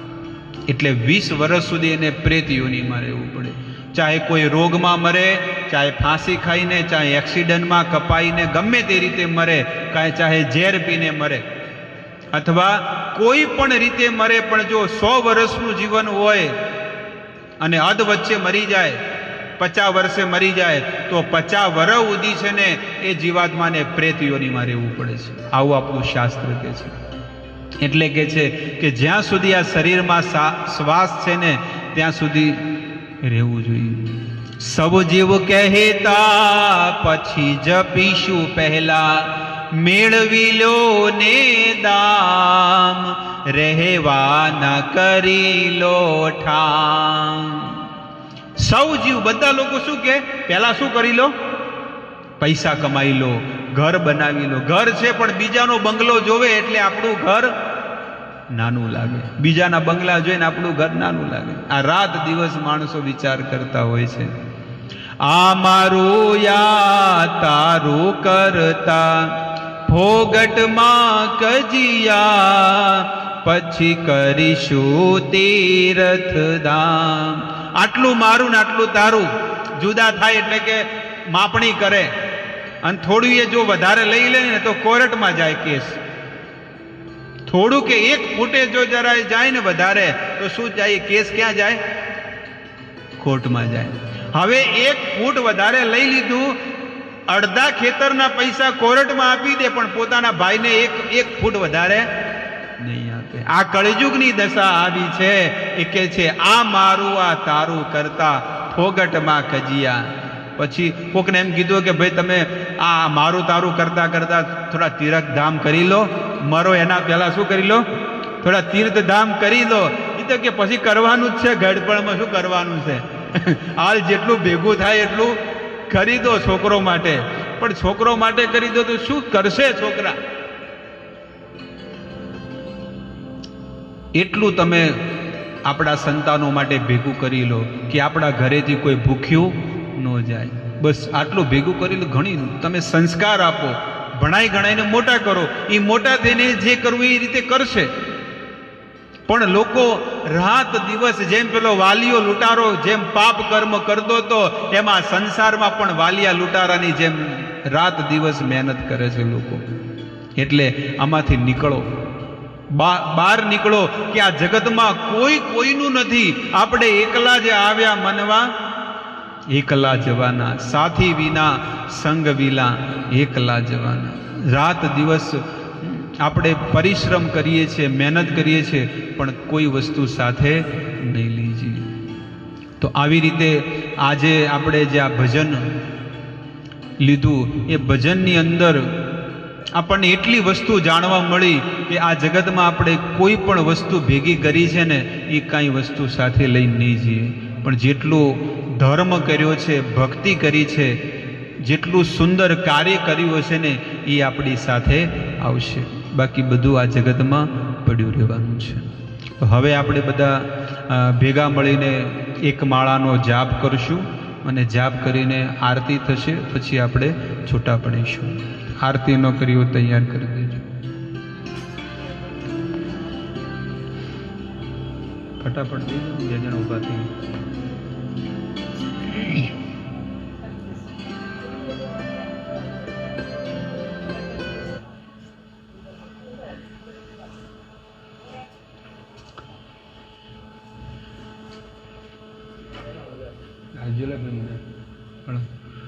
માળા